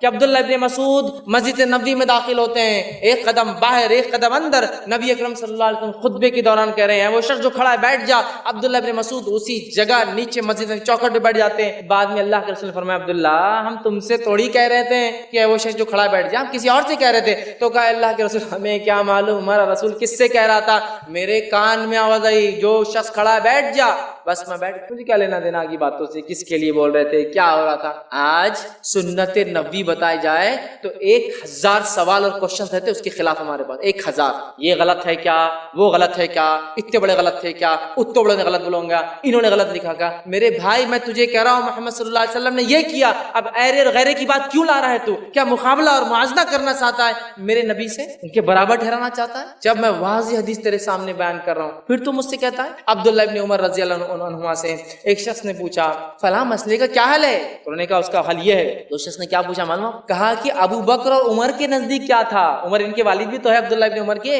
کہا ابو بکر اور عمر کے نزدیک، تمہارے ابا کے نزدیک اس مسئلے کا کیا معاملہ تھا۔ تو عبداللہ بن عمر رضی اللہ عنہ فرماتے ہیں اللہ تعالیٰ تیرے پر قوم لوط کے پتھروں کی بارش کرے، میں کہتا ہوں کہ اللہ کے رسول نے کہا اور تو پوچھتا ہے ابو بکر اور میرے باپ نے کیا کہا، میں کہتا ہوں اللہ کے رسول نے کہا اور تو مجھ سے کہتا ابو بکر اور میرے باپ نے کیا کہا، تجھ پر لعنت ہو، تجھ پر قوم لوط کے پتھروں کی بارش، کیونکہ نبی کا قول آنے کے بعد کسی کی نہیں، یہی اتباع ہے۔ اور نبی سے محبت کے ہم دعوے دار ہیں نا، محبت اتباع ہو، اس کے طریقے پہ چلنے کو کہتے ہیں۔ محبت کے نام پر اگر مخالفت ہو رہی تو نہیں چلے، نبی کی طریقے، نبی نے جو جیسے کیا منورن، ارے ایسے بھی صحابہ تھے۔ عبداللہ بن عمر کا ہی واقعہ لیتا ہوں کہ جب حج کو جاتے تھے ایک مقام پر رک کر طہارت کے لیے بیٹھتے، لوگوں نے کہا تم نے طہارت تو کی نہیں لیکن بیٹھے کیوں تھے، تو کہا میں نے اللہ کے رسول صلی اللہ علیہ وسلم حج کیا تھا، جب یہاں اللہ کے رسول کے ساتھ میں آیا تھا آپ نے یہاں طہارت کی تھی، مجھے طہارت تو نہیں آتی ہے لیکن پھر بھی میں جب بھی حج کو جاؤں گا یہاں بیٹھ کر ضرور۔ یہ محبت تھی ان کی اپنے نبی کی، کیوں جو کیا بس کرنا ہے، بس پیچھے چلنا ہے، چھوڑنا نہیں۔ ہم 1000 باتیں لاتے ہیں نبی کی اتباع کی باتیں، 1000، ایسا کیا ویسا کیا، یہ کیا خاندان فلاں، اتنے بڑے علامہ، اتنے بڑے فہامہ، اتنے بڑے انہوں نے کہا، ارے نبی کی بات آ گئی تو بات ختم نہ۔ میں اگر کہہ رہا ہوں کہ میں یہ کہہ رہا ہوں یا ہمارے فلاں फलां ने कहा तो आप कह सकते हैं हमारे फलां भी ये कहते हैं, लेकिन नबी की बात आ गई तो मिनहुन तस्लीम। तो जिसने अपनी जिंदगी नबी के तरीके से ढाली थी वो कह पाएगा मेरे नबी मोहम्मद सल्लल्लाहु अलैहि वसल्लम है। और अनस बिन मालिक रज़ी अल्लाह फरमाते और कहते थे कि एक हदीस को सुनने से ज्यादा हमें किसी हदीस को सुनकर खुशी नहीं हुई थी। वो क्या हदीस थी जिसको सुनकर सहाबा झूम उठे थे, खुश हो गए थे? और वो फरमाते हैं अनस बिन मालिक, वो हदीस थी अल मर्रु मा मन हब, इंसान रोज़ क़यामत उसके साथ जिससे वो मोहब्बत करता था। और वो जब भी अल्लाह के रसूल सल्लल्लाहु अलैहि वसल्लम के मज़ार के पास से गुजरते तो कहते हैं इंशाअल्लाह अल्लाह मेरा हिसाब मोहम्मद सल्लल्लाहु अलैहि वसल्लम, अबू बकर और उमर के साथ करेगा, इसलिए कि मैं इन तीनों से मोहब्बत है। अल मर्रु मा मन हब, इंसान उसके साथ जिससे मोहब्बत करता है। अब जो जिससे दुनिया मोहब्बत करता है, जिसको फॉलो करता है, जिसके जैसा होना चाहता है, वो जान ले वो उसके साथ रोज़े क़यामत उसकी लाइन, उसके सफ, उसके ग्रोह और उसके साथ खड़ा। तीसरा सवाल मा दीनों का, जवाब तो क्या आसान है, दीन इस्लाम, मेरा दीन इस्लाम है। लेकिन ये वही दे पाएगा जिसने वाकई में इस्लाम को मुकद्दम रखा, जिसकी पैदाइश, जिसकी शादी, जिसकी मौत, जिसके जिंदगी जीने का तरीका इस दीन के मुताबिक था। मनमानी तो ऐसी चालू है कि पैदाइश भी अपनी एतबार से, मैयत भी अपनी एतबार से, निकाह भी अपनी मनमानी। दीन इस्लाम नहीं निकलने वाला मुंह से मेरा दीन इस्लाम है। इस्लाम दीन कहते जीने के तरीके को, मुकम्मिल वे ऑफ लाइफ जिसको कहते हैं, वो तरीका जिसका इस्लाम था तो वो कह पाएगा मेरा इस्लाम है। हमने तो हर चीज में इस्लाम की मुखालिफत को अपनी अलामत और शार पहचान बना लिया। हमारी पहचान है इस्लाम के खिलाफ जाती। तीन सवाल आसान है, जवाब आसान है, सारी जिंदगी जिसने इस पे चला हो उसी से ये जवाब निकलेंगे। और एक सहाबी ने कहा अल्लाह के रसूल, जो मौत की कैफियत आपने बयान की है, एक फरिश्ता जो इस कैफियत में आएगा और हमसे गरजदार आवाज में ये सवालात करेगा, हम तो मिट्टी के बुत बन जाएंगे। और माई आयशा ने सवाल किया था अल्लाह के रसूल, मैं तो एक औरत हूँ, मैं तो छोटी औरतें होती ना छोटी मोटी आवाज से डर जाती है, मैं एक औरत हूँ, जब मुनकर नकीर मेरे पास आएंगे मैं तो मिट्टी की बुत बन जाऊंगी, मुंह से कुछ निकलेगा नहीं मेरे। तो अल्लाह के रसूल ने फरमाया, जिसको अल्लाह रब्बुल इज्जत ने उस बात को सूरह इब्राहिम 14 आयत नंबर 27 की ये आयत आपने तिलावत की, फरमाया कहा युसब्बितुल्लाहु अल्लज़ीना आमनू बिल क़ौलि साबिति फिल हयाति दुनिया व फिल आखिरह। अल्लाह ताला इस कलमे तैयबा की बरकत से, इस कौल की बरकत से दुनिया और आखिरत में तुम्हारे कदम जमा देगा। आपने फरमाया कलमे तैयबा आ जाएगा ला इलाहा इल्लल्लाह, और इसकी बरकत से वो जवाब भी तुम दे पाओगे। और दुनिया और आखिरत में कदम जमाने के लिए कलेमा काफी है। ये कलेमा है ला इलाहा इल्लल्लाह मुहम्मदुर रसूलुल्लाह, जिसकी जिंदगी अल्लाह के दीन, उसकी शरीयत और मोहम्मद सल्लल्लाहु अलैहि वसल्लम के तरीके पर होंगी, तो बस उसके लिए सवाल और जवाब आसान हो जाएंगे। इसके बाद नेक आदमी तो सो गया, लेकिन बुरे आदमी के ताल्लुक से आता है उसकी खबर में अजदे और सांप छोड़े जाएंगे। एक रिवायत में आता है एक गज लेकर फरिश्ता आएगा जो गज उठा के उसके खोपड़ी पे देम मारेगा और क़यामत तक कंटिन्यूसली मारता रहेगा। उसकी सर की कैफियत होगी कि चूरा के जर्रा पाउडर बन के उड़ जाएगा और जिन और इंस को छोड़कर सारी मखलूक उसकी चीख सुनेंगी और उसकी चीख की आवाज जमीन से लेकर आसमान तक सब क़यामत तक। एक उसमें आता 99 अजदे छोड़ जाएंगे 99, और एक एक का कद ये होगा कि ऊंट के बराबर। और अगर एक अजदा 10 ले तो 40 साल तक उसकी तकलीफ महसूस करेगा। और एक अजदा इतना जहरीला होगा कि अगर दुनिया में आके सांस ले सांस छोड़ दे तो आप फरमाते हैं हरा जो उगता है ना सब्जा, ग्रीनरी पूरी खत्म हो जाएंगी एक सांस से और सारे इंसान मर जाएंगे, इतना जहरीला। इसके अलावा भी और कैफियत आती है, वक्त नहीं उतनी तफसीलात। अब आइए आगे, ये 3 सवाल के बाद फरिश्ते एक चौथा सवाल भी पूछते, मालूम 4th क्वेश्चन भी है। मुस्नद अहमद अबू दाऊद की रिवायत में आता है, लेकिन वो सवाल नहीं है, वो फरिश्तों का अपना सवाल है, वो उससे सवाल नहीं करेंगे, उनका अपना क्वेश्चन है। क्या सवाल है सुनिए। फरिश्ते कहेंगे नेक इंसान से, तू कैसे जवाब दे पाया इसका, तुम्हें कैसे पता चला ये तीनों क्वेश्चंस के आंसर। समझ रहे आप इम्तिहान देते हैं तो आप पूछते हैं ना कौन सी गाइड बुक रेफर करना जिसमें से क्वेश्चन आए तो फिर अपना मामला हल हो जाए, है ना, पूछते हैं ना। तो सवाल के जवाब कैसे आए तुझे, एक्चुअली 4th क्वेश्चन फरिश्तों का है उनसे, तू जवाब कैसे दे पाया, कैसे तुझे सवालों के जवाब मिले। तो आइए मैं आपके सामने पर्चा लीक कर रहा हूँ और गाइड बुक लीक कर रहा हूँ जो हमारे सवालात के जवाब देने में मदद करेंगी, और इसी में सिर्फ और सिर्फ सवालात के जवाब है।